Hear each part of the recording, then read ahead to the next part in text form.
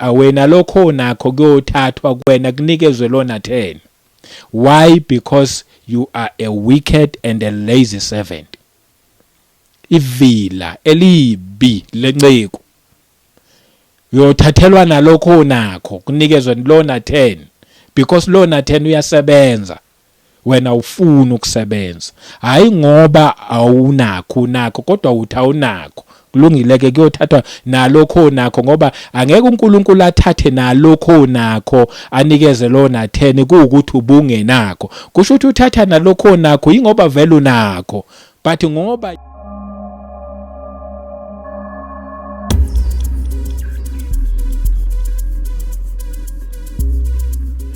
welcome once again kwikota 2 Media. Igama lami ngumduduzi ngwakashabangu. Angibingelela abangcwele kwiindawo zonke la kufinyelela khona le message. Ngithi nje ngiyabonga ukuthi uchuze le channel ongapsandawo ke asiqhubeke nje sihlale la sikhuluma nje indaba ezimnandi, indaba ezithinta umuntu kanye noNkulunkulu akukho kunye. Namhlanje nje soshora zona lezo indaba lezo. Ngaphandle nje kokumosha isikhathi ake ngiqhubeke la kule message le engikuyona, the parable of the talents. Ngike ngayenza upart 1 no part 2 ngiyihlukanisa ngoba ngibona ukuthi inde, but namhlanje sizoyiqedelela yonke nje. Sivele nje sale sesiyiqedelela dlulele phambili, simbonge nje uNkulunkulu ngawo lo musa lowo. Ngike ngathi ukuyichaza ke ngeke ngisabuyele emuva kuma verse engwakhulumile. Ngizobe nje sengiqhubekela phambili from verse 14 up to verse 19 nje ngeke ngathi nje ukuchaza lapho. Mhlawumbe mangabukela ama video previous ungakwazi ukuthi uunderstand mhlawumbe ukuthi sikuphi or ngiye ngathini khona lapho. Ukuyenza nje short namhlanje ngizowafunda, but indaba yethu iqala la ku verse 19, not verse 18 but verse 19. Ithi for the verse 14 ithi for the kingdom of heaven is like a man traveling to a far country, who called his own servants and delivered his goods to them. And to one he gave 5 talents, to another 2, and to another 1, to each according to his own ability. And immediately he went on a journey. Then he who had received 5 talents went and traded with them and made another 5 talents. And likewise he who had received 2 gained 2 more also.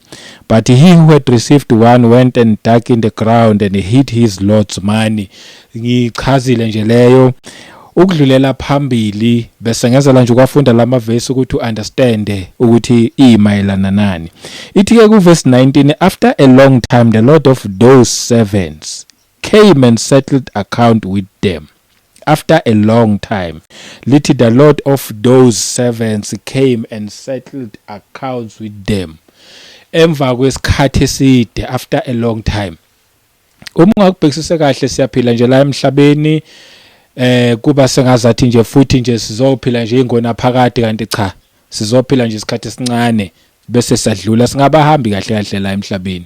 So uJesu letha this parable ukusenza se understand ukuthi do kubukeka kungazathi nje sikhona for a long time, no, sizihambi sikhona siyadlula and sisazo accounta for ubukhona bethu emhlabeni, ukuthi wena ke waya emhlabeni wafike wenzani, sisazo accounta. This parable nje ichaza okuningi, ngathi ichaza ngezipho uNkulunkulu asiphe zona, ichaze nje ngomuntu sisazo accounta. Lithi ke inkosi yalezi inceku emva kwesikhathi eside yabuya ke manje sekuzosettle ama accounts manje ukuthi okay, wena ngakupha 5 yama talent, wenzeni? Wena ngakupha 2, wena wenzani? Wena ngakupha 1, wena wenzani?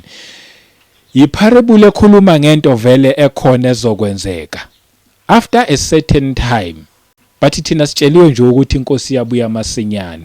Esikwaziyo yilokho nje ukuthi yabuya masinyane, do abaningi bathi kwakudala kwakulokuthiwa iyabuya lenkosi masinyane, okhokho babesho kanjalo bethi inkosi yabuya masinyane, namanje nani nisathi yabuya masinyane, kuba sengazathi inganekwane nje yento engekho, kodwa eqinisweni inkosi iyabuya masinyane. Futhi noma ke mhlawumbe ngathiwa ayikakabuya ukuzolanda ibandla layo, kulungile okufanele sikwazi thina ukuthi kodwa siyahamba one by one.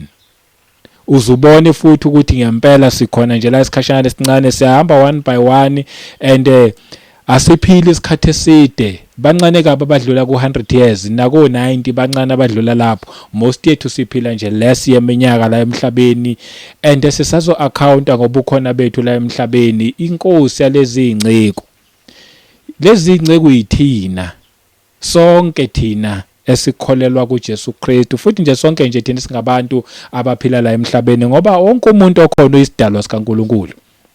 Umehluko nje ube sowubala ukuthi abanye bayakholwa ukuthi ukhona uNkulunkulu wathumela uJesu owazofela izono zabantu, and indlela eyakuye futhi uNkulunkulu nguJesu. Abanye bayakholwa lokho, abanye abakholwa lokho. Umehluko nje ufika ube lapho, but sonke sizidalwa kaNkulunkulu and sonke futhi sisazo account. So that lots of those servants came. Sekuyisikhathi ke manje sokusettle ama account manje ukuthi wena ngangikuphile wena wenzani. Siyeza leso sikhathi kithina nje sonke ku-enjoy nje ukuphila la emhlabeni, yazi ukuthi njengoba uku-enjoya nje futhi siyeza isikhathi sokuthi ke manje ubuzwe ukuthi wena wenzani for umbuso kaNkulunkulu. Why emhlabeni wafike wenzani, or nje wena weza nje emhlabeni wazogcwalisa nje umhlaba nje. Abanye baze basho bathi sawuthola ungcolile futhi sowushiya ungcolile, asizange ukuzolungisa, or nawe ngomunye walabo bantu labo mhlambe abanalo mqondo lo ukuthi sathola kunje soshiya kunje. Yebo, kungenzeka kube wathola kunje, kodwa wena wathunywa ukuthi wena uzokwenza umehluko kulomhlaba uthola unje. Uthi wena mawusohamba ushiya uhlukile, but ke ukuze ngingeze kumosha isikhathi ngoba amavesi esazowafunda maningi dingahlali kakhulu. Uthi ku verse 20, so he who had received 5 talents came and brought 5 other talents, saying, Lord, you delivered to me 5 talents. Look, I have gained 5 more talents beside them. 21. His Lord said to him, well done, good and faithful servant. You were faithful over a few things. I will make you ruler over many things. Enter into the joy of your Lord. Lo wanikezwa 5. Lithi izwi likaNkulunkulu wathi uma ngabe sekuyisikhathi sokusettle ama account, ngoba siyeza leso sikhathi, lo nikezwe 5 wathi Nkosi wanginikeza ama talent awu5, and mina ngiye ngagena 5 more ama talent. Kusho ukuthi usebenzile lo. Yilo wathi mayeze emhlabeni wa understand ukuthi uyisihambe emhlabeni, uthunyiwe. Ufikile nje emhlabeni uyadlula, ufikile uzokwenza umsebenzi noma uyimessenger, but ufika uzele emhlabeni ukuzokwenza umsebenzi bese yadlula ewenzile lo msebenzi. Hayi ukuthi abantu bafike emhlabeni bakhohlwe ukuthi babethunywe ini, babezele ini emhlabeni. Sonke sine purpose okuze emhlabeni, sine reason. Akekho umuntu oze nje just ukuzogcwalisa umhlaba, ukuzokwandisa inamba. No, we are all here for a certain purpose. Lo wanikezwa 5 wabuya senama talent awu5 mowathi bheka unginikezile nawo futhi amanye awu5. Ithini inkosi kuyena, ithi well done, good and faithful servant. Angazi ukuthi bangaka abantu abakufisayo lokho ukuthi yazi ngiyafisa nami ukuthi nje mase ngihlangana nenkosi ithi nje kumina well done, good and faithful servant. Sebenzile, ncekwenhle nethembakele. Bese lithi lelizwi lelu uyawathembakala kulokho okuncane, ngizawukwenza ke manje ukuthi ubuse kokukhulu. Yabona nje lana nje sizobhekwa ukuthi siyakwazi ukuthembakala. Mawuthembakale kulokho okuncane, then ithi inkosi ngizokubeka ke manje kulokho okukhulu, okusho ukuthi khona okukhulu kwayo. Bese ithini lenkosi ithi woza uzongena ke manje entokozweni yenkosi yakho. Angazi bangaka abafisayo ukuthi bangene entokozweni noma enjabulweni noma kwijoy yenkosi yabo ngaleso sikhathi leso. Yabona ke nje le parable izosikhuthaza, izosixoxela ukuthi ake sisebenze, ngoba ngelinye lamalanga lama accounts azoba settled. One by one uzobuzwa ukuthi wena wafike wenzani. But ake siqhubeke, ithi verse 22. He also who had received 2 talents came and said, Lord, you have delivered to me 2 talents. Look, I've gained 2 more talents besides them. His Lord said to him, well done, good and faithful servant. You have been faithful over a few things. I will make you ruler over many things. Enter into the joy of your Lord. Nalona naye wanikezwa 2. Why understanda imission yakhe. Ngoba njengoba lokhu lushunyayelwa nje leli ivangeli, okumnandi ukuthi khona bezwayo.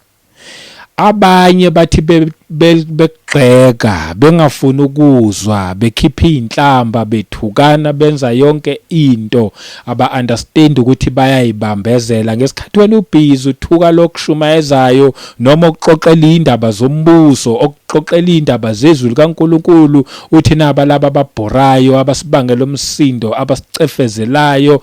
Ngesikhathi wena ulokhu ubhizi usho kanjalo, kukhona bezwayo, and laba bezwayo bese beyazisearch abayithola ukuthi mina nginikezwe 5 awuthi ngiyosebenza ngene 5 more, athi omunye mina nginikezwe 2 awuthi ngiyosebenza ngene 2 more, and bakhona nangaleso sikhathi leso abangeke bayibambezele ngokulokhu bethukana, bedelela, besho whatever le embi abathanda ukuyisho, ngoba abantu makuziwa nje kwizinto zikaNkulunkulu bayathanda nje ukukhuluma noma ngabe yini nje abafila nje ukuthi bayikhulume, ngoba bayazivele ngeke size sibaphendule, and futhi ngempela ngeke size sibaphendule ngoba asinaso isikhathi sokuzophendula. Thina nje kwethu nje ukudlulisa umyalezo esiwuthunyiwe, okwethu nje ukuletha imessage ukuthi nayi imessage, omunye nomunye uzokwenza umsebenzi wakho ukuthi uyangithuka mangenza lo wami umsebenzi, usala wena nezinhlamba zakho ungithuka. Lithi izwi likaNkulunkulu, mina ngibusisiwe ngoba ngenza umsebenzi kaNkulunkulu, nibusisiwe mabemthuka ngenxa yegama lami, besho zonke izinto lezi ezimbi. Ngoba umbuso wezulu ngowenu. So thina nje siyathula. Lalela ke ngesikhathi wena uyibambezela khona abangayibambezeli abakholwayo. Bheka nje nalona uthi bengina2 yamathalenti, ngihambile ngagain amanye futhi awu2.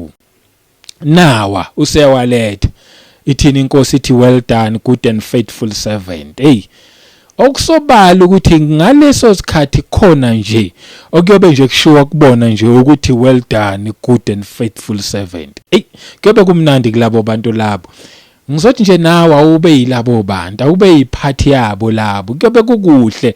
Yabona nje oba sixoxa mhlawumbe ubukele nale video mamele uyizwa le ndaba, ungathi inganekwane, ungathi into engeke izenzeke, ungathi into engekho, ngoba futhi noJesu uyiletha iparable of the talents, but uletha iparable umfanekiso wento vele ezokwenzeka ngaleso sikhathi. Ngaleso sikhathi nje kuyobe kulokuthiwa nje kwabasebenzile, well done good and faithful servant. Uyewathembeka kulokho okuncane. Ngizokubeka ke manje ukuthi uthembeke kulokho okukhulu kwenkosi yakho. Uthi ke manje woza na uzongena kwi-joy of your Lord. Izwa nje uzongena enjabulweni yenkosi yakho. Kushithi ke manje uzohlala nenkosi, nijabule kanye nenkosi ngoba wena uye wathembeka. You are a good and a faithful servant. It's up to wena. Wena nje uyoyikhethela. Izwi likaNkulunkulu lona likhona, futhi uNkulunkulu ngendlela asithanda ngakhona ulokhu yabathumela abakhe ukuthi abeze bazoshumayeza, abeze bazokhuluma lezi ndaba, abeze bazositshela ngendaba zombuso kaNkulunkulu. uNkulunkulu nje akasiyekelanga nje wasishiya kanjalo. Lokhu khona nje abantu alokho ebathuma ukuze kugcineni uyothuma ngabe sekufika isikhathi sokusettle ama account. Kungathiwa wena or wena ungathi mina ngangazwanga lutho, mina ngangazange nje, akekho yothi akazwanga lutho, akatholanga lutho. Wonke umuntu yobezwile futhi yobezwe nje kahle. Imessage okufanele ukuthi ifike endlebeni zakhe ezokushintsha, uNkulunkulu uyokwenza sure ukuthi ayifike endlebeni zakho futhi ikushintshe, but kuyobe sekusele kuwena ngoba uNkulunkulu akasicontrol njengama remote. Wasinikeza ilungelo lokukhetha. Mawufuna ukukhetha ukuthi ke manje kushintshe leyo message izokushintsha, kodwa futhi mangaba ufuna ukuthi leyo message ikushintshe, it's your own choice. But one day sesazobuzwa, ama account asazoba settled, hlalwe phansi, thuke manje wena wanikezwa ngaka, wena wenzeni. But ake siqhubeke nayo le ndaba. Ithi mangabe ngiqhubeka nayo la ngifunda verse 24. Then he who had received the 1 talent came and said, indabila kulo wathola ithalente elilodwa. Ilapho nje indaba namhlanje. Lord, I knew you to be a hard man. Uthi ngiyakwazi. Angithi yena walithatha leli lodwa lakhe walifihla. Uthi ngiyakwazi impela uyindoda elikhuni noma ngumuntu olukhuni. Yabona ke ngesikhathi lesi sokusettle ama account yobe kuyisikhathi sama excuses kwabanye. Kwabasebenzile nje bayobebeletha nje bethi nje wanginika 5 nawo amanye awu5, wanginika 2 nawo amanye awu2. Abanye kuyobe sekuyisikhathi sama excuses, bazobe beqala benza ama excuses. La ama excuses abajwayele ukwenza la emhlabeni makumele umuntu ezwe izwi likaNkulunkulu abene excuse, makumele umuntu abene isikhathi sokufunda izwi likaNkulunkulu abene excuse. Nangaleso sikhathi leso kuyobe sekufike isikhathi sama excuses, uyaqala lo uthi ngiyakwazi uyindoda elikhuni noma ngumuntu olukhuni. Reaping where you have not sown, uvuna la ungatshalanga khona. And lo muntu uyalazi iqiniso, kodwa manje ufuna ukulitwist iqiniso likaNkulunkulu, uthi uvuna la ungatshalanga khona. Akwenzeki, akekho umuntu onganikezwanga lutho, ongaphathiswe lutho, akekho. And gathering where you have not scattered seed, uthi futhi uhamba uqoqa la ungazange uchithe khona noma usabalalise khona imbewu. Isikhathi nje lesinje sama excuses ngaleso sikhathi leso. And ngizothi mina masingakutholi leso sikhathi, nawe usungomunye wabantu abazama ukujustifya ukungasebenzi kwakho usebenzela umbuso wezulu. Ithi ke ku verse 25, and I was afraid and went and hid your talent in the ground. Look, there you have what is yours. Ithi nje mayiqala nje uthi I was afraid. Ngangesaba. Sinenkinga yabantu abathi bayamkholwa uJesu njengenkosi noma abe inkosi yomsindisi wokuphila kwabo, kodwa ba amagwala. Amagwala wangena ezulwini nje awangena amagwala, futhi asinikezwanga thina even enana nomoya wobugwala, kodwa thina sinikezwe umoya hayi wobugwala kodwa weqiniso nowothando.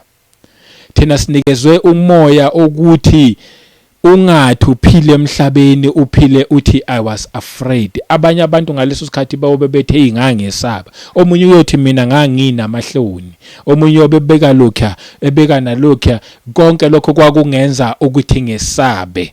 Ake ngixoxele nje ngami, mina ngikhule nje abantu abaningi baye bathi uma bebheka ama video ami bathi hey lo muntu lo umuntu ophansi ngendlela eyisimangaliso.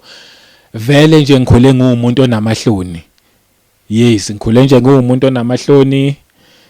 Eklasini bengithulela nje ngisafunda isikole, bengomunye nje wabantwana nje abayithulele ngoba vele benginamahloni, bengishuthi bengaphaphanga, benganayo lento yokuthi ngingakwazi ukuma phambili ngize express nje freely njengabanye abantwana, futhi nje bengingacabangi nanokucabanga ukuthi ngelinye ilanga mhlawumbe ngiyoke ngime phambi kwabantu ngikhulume phambi kwabo, noma nje ngiyoke nje ngike ngirekhode ama message eyintshumayelo ngiwasabalalise. Into nje yayingakazi yazi yangifikela leyo, kodwa ngavuma ukwamukela uJesu abe inkosi nomsindisi wokuphila kwami. Ngathi mangabe sengimamkelile ngase ngithola ukuthi futhi asinikezwanga umoya wobugwala. Ubugwala ke baphuma from that day sengi-understand ukuthi kanti anginikezwanga futhi umoya wobugwala, kodwa lana nganikeza umoya oyingcwele okuwumoya kaNkulunkulu, umoya okhipha ubugwala kodwa umoya oletha uthando. Yazi ngathi uma ngabe ngi-understand ukuthi umoya lo of a sound mind, ukuthi nje uyakwazi ukukuhluza, uthi noma uthi ukhuluma izinto ezinomqondo. Ngathi uma ngi-understanda konke lokho ngaseke ngithi-ke mina okusho ukuthi akumelanga ngibe yigwala. Abantu abayoba amagwala abangazange bafuna ukukholwa kuJesu Kristu abe inkosi nomsindisi wokuphila kwabo, then labo bayoba amagwala bona. And abanye ke kulesikhathi esisiphila kusona sinabantu abakholwa ukuthi uJesu uyinkosi nomsindisi wokuphila kwabo, but banenkinga yokuthi hayi mina ngiyasaba, hayi mina ngeke ngize ngikhone, hayi mina nangaleso sikhathi bawubesho kanjalo bethi ngangesaba. Kahle kahle sizoxosha ke lo moya wokwesaba ngegama lika Jesu Kristu, ukuthi wena unikezwanga umoya wokwesaba. Awunikezwanga wena umoya wokwesaba, kodwa unikezwe umoya kaNkulunkulu ukuthi uzomsebenzela uNkulunkulu futhi umsebenzele boldly, ungasabi lutho. Kodwa uma ngabe ungeke uzwe ngalelo langa lelo yobuthi hey ngangesaba uthi and I was afraid and went and hid your talent in the ground. Ngalithatha italente lakho ngahamba ngayolifihla. Okusho ukuthi uyazazi futhi ukuthi unali italente ngoba wayengeka afihla into angayazi ukuthi unayo. Uyazi kahle ukuthi naye unikeziwe kodwa lokho akunikeziwe wakuthatha wayokufihla. Hayi ukuthi akazi.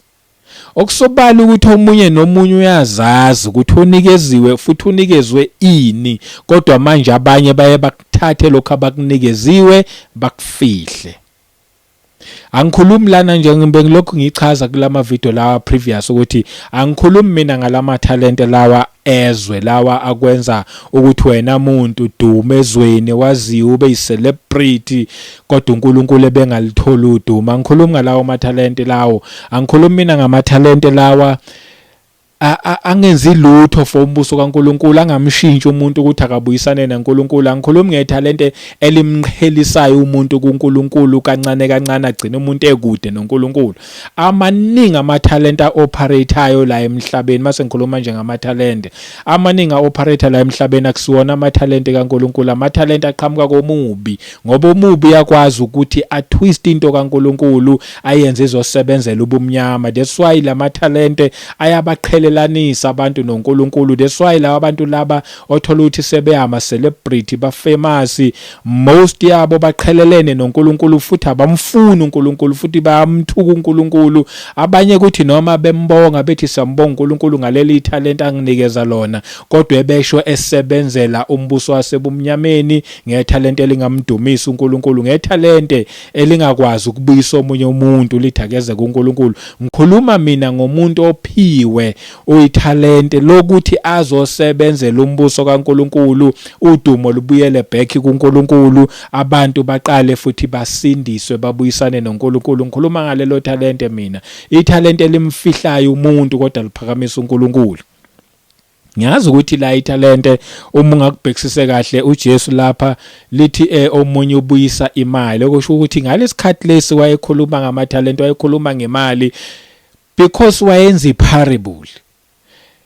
Le mali le ukhuluma ngayo because iyiparable and khona lokho akuchazayo ngayo. That's why ke manje mina ke sengiyenza ukuthi omunye nomunye akwazi ukuthi I understand. Wayezazi lo ukuthi unikeziwe kodwa wenza njani? Wathatha wayofihla ngoba uthi wayenamahloni. Uthi look there you have what is yours. Ubuya nalo linjengoba linjalo, kusho sihambe waligubha ubuya nalo linjengoba linjalo, wathi mi nakho ngokwakho. Uqale wathi uthi nyakwazi njengendoda elikhuni uvuna la ungazange wazwatshala khona. Eza nama excuses. Okusobala ukuthi njengoba bethi nje uqoqa la kungazange wachitha khona imbewu, okusobala ukuthi uyazi ukuthi kahle kahle kutshaliwe nakuyena kodwa ubesazama ukuzijustifya ngama excuses nakhona ngamanga. Ekugcineni futhi sekukhuluma yena useyasho futhi ukuthi hayi phela bengesaba ngase ngithatha ke manje ngayofihla. Nakho ngokwakho senyakubuyisa kuwena. Hey maye kubantu abayothi belizwile iqiniso ngoba liyashunyelwa lona iqiniso, abayothi belizwile iqiniso kodwa bangafuni ukulenza. Angikhulumi mina ngalama gospel lawo esikhathi samanje, lama gospel nje lawo athi woza kuJesu uzogaina, woza kuJesu uzogaina. Yebo vele kuJesu ikhona iprosperity uma ngabe uyafuna ukukholwa kuyena ihlale kuyena. Mayifuna ukuprospera uzokuprospera, but mayekuprospera uJesu noma uNkulunkulu usuke prosperela ukuthi ke manje yiba isibusiso nawe kwabanye abantu. Siprospera ke ngendlela eziningi, abaningi bethu sifuna imali phela kanti uNkulunkulu angakwenza uprospere ngezwi, ukwazi ukuthi mawukhuluma ngezwi likaNkulunkulu kushintsha abantu babuyisane noNkulunkulu. Ithi mayiqhubeka kuverse 26, but his Lord answered and said to him, you wicked and lazy servant. Angime nje khona lapho yasiyaphendula inkosi yayo lenciko yathi you wicked and lazy servant. Khona bayobizwa ngaleyo ndlela ngaleso sikhathi leso.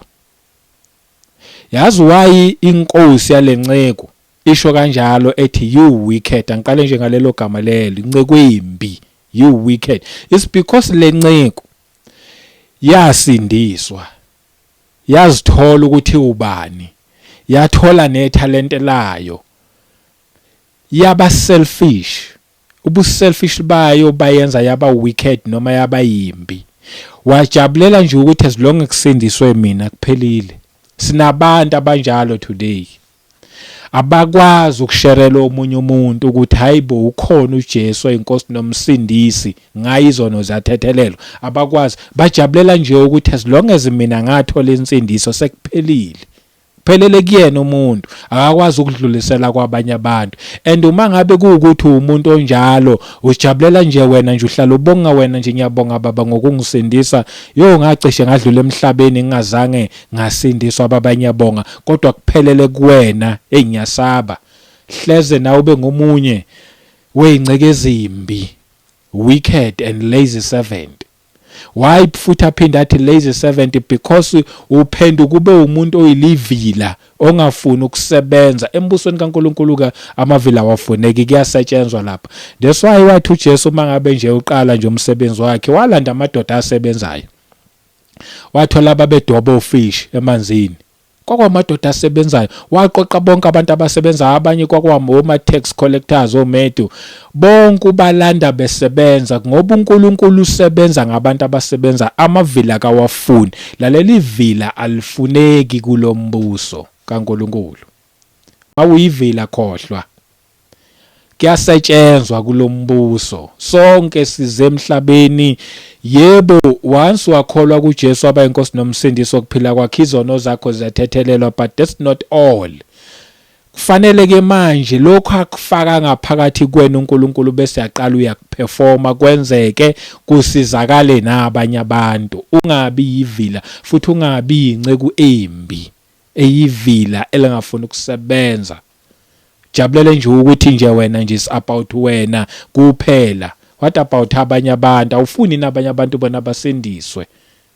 Ayikho wena enye into ongayenza na uthi nami ngiyafuna ukuparticipate embusweni kaNkulunkulu ukuze abanye abantu nabo bezosindiswa. Wena nje uyilo muntu nje othi hayi nabo bazozibona ngithi bayasithuka. Asinandaba thina nenhlamba nokuthuka nakho konke. Lokho nje akumelanga kuze kusuwarishe, kusithuse. Inhlamba vele kufanele futhi ibe khona, sithukwe vele, nongani nenkosi esiyilandelayo nayo bayithuka futhi wese baze bayibethela beyibulala becaba ukuthi bayaqeda ngayo, kanti hayi ke kwakuyila indaba iqala phansi khona, ngoba ngosuku lwesithathu yavuka lenkosi, yavuka futhi ngamandla, yavuka isinqobe zonke izimpi, isiphethe ukuphila kuyingona phakade. Ekuyojabula nje laba nje abakholwa kule nkosi nabathi nje thina we are willing and futhi we are serving, sizinceku, we are here to serve la embusweni kaNkulunkulu. But angiqhubeke nale ndaba.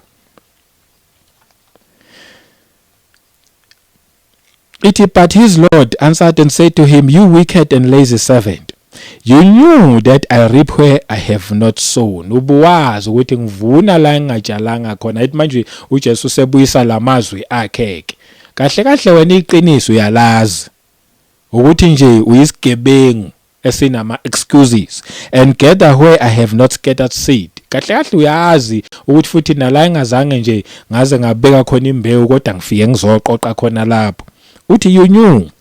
27, you ought to have deposited my money with the bankers, and at my coming I would have received back my own with interest. Ngoba ubuwazi, that's why walithatha leli talente walifihla. Khona manje usucasha nje ukuthi I was afraid, bengisaba. Akuyona excuse leyo ukuthi bengisaba, akuyona, akekho yoba ne excuse. Uthi ke kuma ngabe chaza uJesu, ngabe uthathe le mali yami wahamba wayoyideposita nami kuma bankers.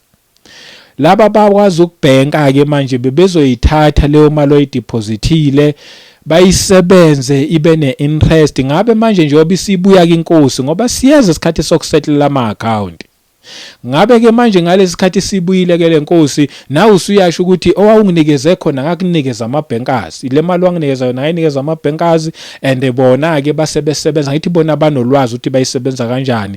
Bheka ithema ibuya yabuya seyine-interest. Uthi uJesu, ngabe nawe wenze kanjalo? Uchazani la uJesu Kristu? Iparable le umfanekiso uthi lokho nakho mhlambe wena ukubuka kokuncane noma ukubuka engazathi akunayivele engakanani mhlambe uyasaba ukusebenza ngakho. Uthi lokho nakho ama-bankers ke embusweni kaNkulunkulu yilaba abasebenzayo njengoba behamba belokho beshumayela beendaweni up and down, beshumayela kuzona zonke indawo emabandleni noma ngabe kuphi kuma open air nakuma social media, njengoba lokhu behamba bebusy beshumayela.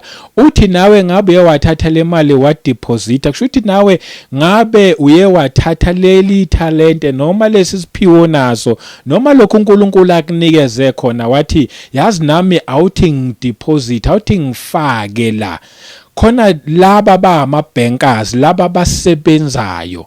Kuyothi uma ngabe njengoba bebhizi nje nami ngiyasupporta ngendlela engisupporta ngayo, whether usupporta financially noma usupporta nje ngokubuka khona kwakho nje ulokhu ucula ushaya izandla, mhlawumbe usupporta ngokuthwala izipika makuyokwenziwa ama-open air, mhlawumbe usupporta ngokuclean esontweni, mhlawumbe usupporta nje ngokuthi ube khona ngesikhathi inceki lokhu ishumayela laphayana, wena nje ugada ispeaker sayo nezinto zayo ukuthi ngabe bikho umuntu oyitshontshayo. You are there to support, and ngoba ukhona bakho supporta le yanceku inceku ngesikhathi wini imiphefumulo, nawe ngoba ukhona bakho khona okutholayo nawe uyazuza, khona interest nawe uyitholayo. Ngithi manje you are depositing with the bankers ukuze nawe uzokwazi ukuthi uthole i-interest nawe kulokho okudepositayo, kube nenzuzo nawe.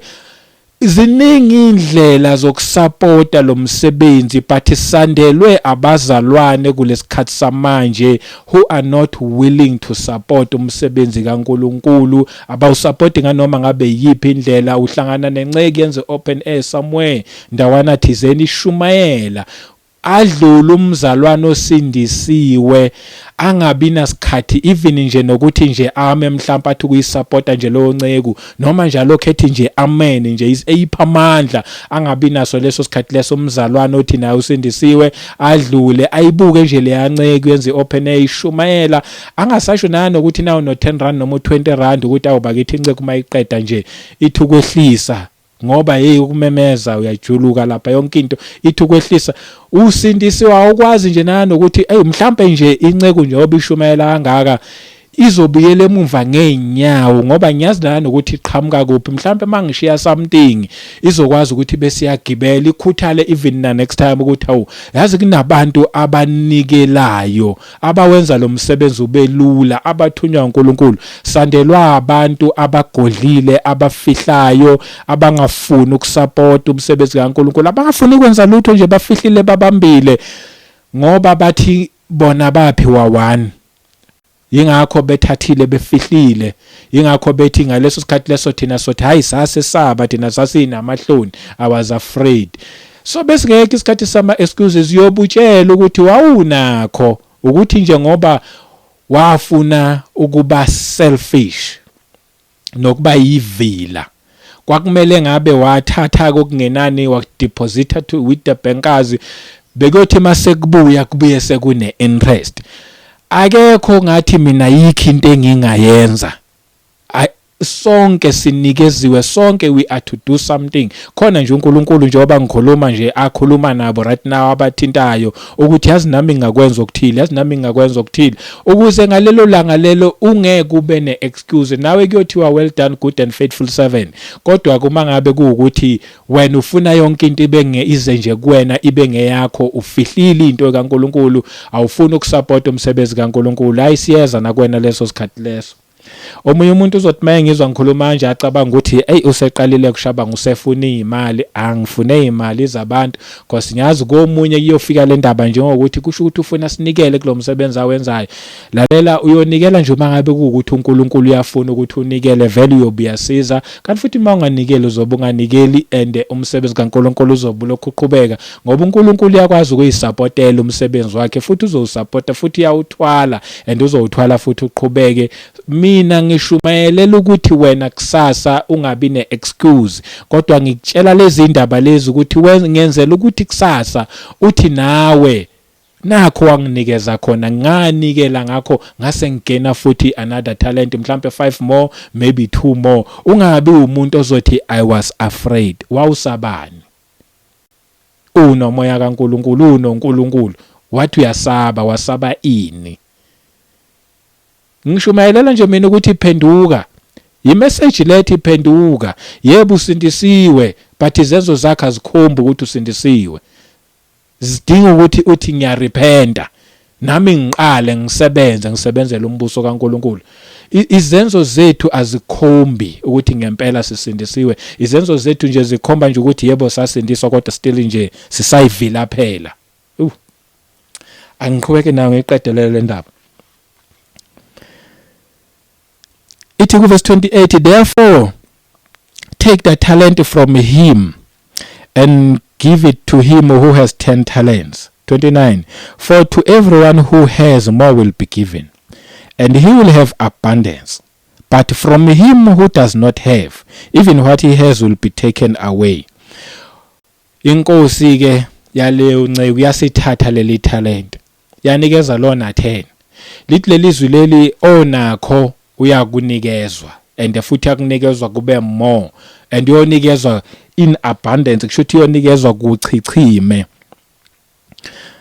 Ngoba lithi verse 29, for to everyone who has more will be given. Onakho uyokunikezwa futhi kube kukhulu, and you will have abundance, yonikezwa kuchichime. But from him who does not have, hayi ngoba engenakho, yingoba uthi anginakho, futhi uyazi ukuthi ebenakho kodwa wakuthatha wakufihla. Kodwa ke manje useza ne excuse ukuthi anginakho mina. Lithi ke manje uma ngabe uthi wena awunakho, mhlambe nje ukhona usaphila, uyasho futhi uthi mina nginakho. Lithi ke lelizwi kuwena othi awunakho, but from him who does not have, angithi kusho wena awunakho, even what he has will be taken away. Nalokho nakho kuyothathwa kuwena kunikezwe lona 10.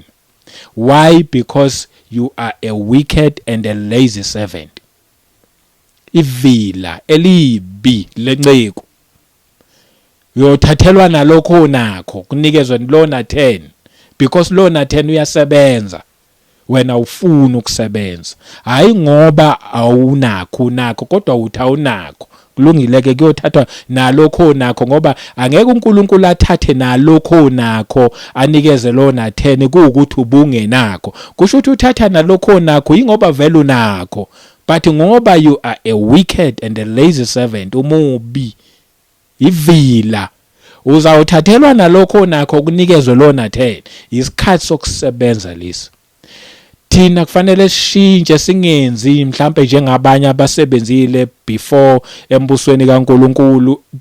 Izwi likaNkulunkulu liyambulwa ngendlela esimangaliso. uNkulunkulu ufuna ukuthi izwi lakhe silazi ngeqiniso, and ufuna inceke ezisebenzayo ezinhle hayi ezimbi. Verse 30, and cast the unprofitable servant into the outer darkness. Angithi sithi mangabe sikhuluma sithi once nje wasindiswa nje sekuphelile, suyolingena izulu. Kusho thina once nje wasindiswa sekuphelile ngempela, usuyolingena izulu, noma ungaba ivila, noma ungaqhubeka wenza izinto zakho ngokona kwakho, bhede wenza yonke into, as long as nje wasindiswa nje uyolingena izulu. Angazi ke bese uverse 30 bese simthini ke, ngoba izwi leli likaNkulunkulu enda sikwazi ukuliphikisa. Lithi and cast the unprofitable servant into the outer darkness. This unprofitable servant kushuthi inceku ayithelithelo, there's no profit nje, ikhona nje just to occupy space for nothing. And inceku i-servant yenkosi, and yalazi futhi iqiniso, futhi yazi ukuthi inakho, that's why yathatha enakho yakufihla. Baningi abanjalo abathatha okunakho bakufihla ngenxa yokuthi bayesaba. Hayi, as long as nje ngongena nje ezulwini, mina ngisena ndaba, as long as ngiyongena nje ezulwini, what if uyofika ubuzwe kuthiwe lokho wanikezwa khona wenzani ngakho? Ngoba siyeza isikhathi sokusettle ama account. Sewuyabuzwa ke lokho wanikezwa khona wenzani, sewuyaqala hayi wena ngiyazi uyinkosi impela nje, indoda nje elukhuni, uvuna lapho ongazange watshala khona, hayi bebe nginakho, bengesaba ngakuthatha ngakufihla, kodwa nakho senyakubuyisa kuwena. Uyobuza nalawo ma excuses lawo, nayi parable yasicacisela ukuthi kuyokwenzakalani, umfanekiso wento ezokwenzakala ngempela.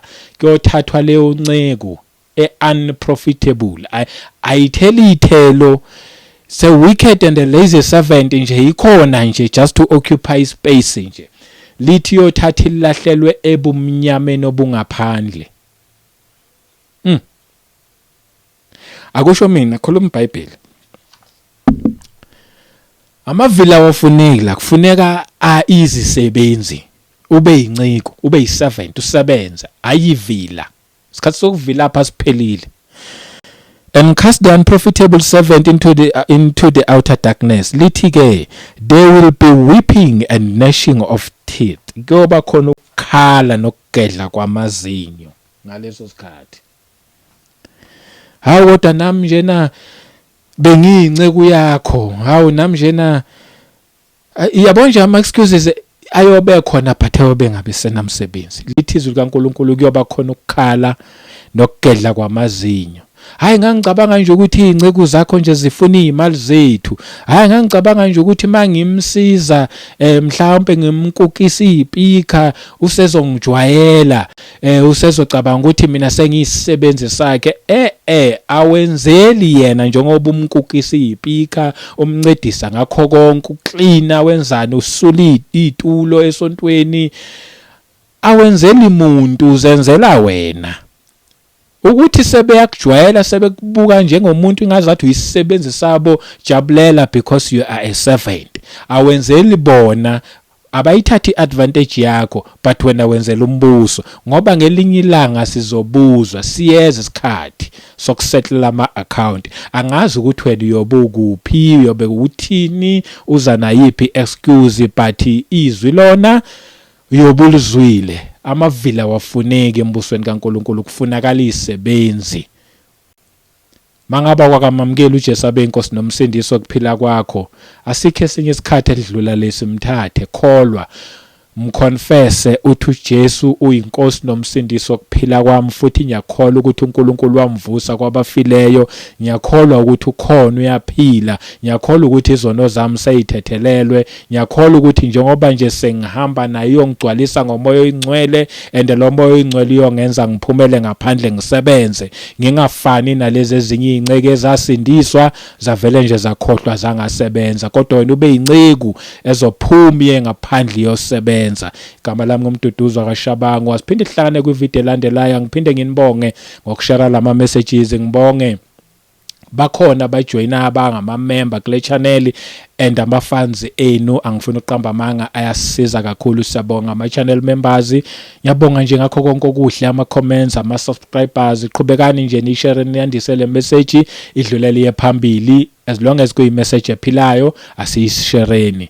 Ahlangane ngevideo elandelayo ngomsa kaNkulunkulu. Amen.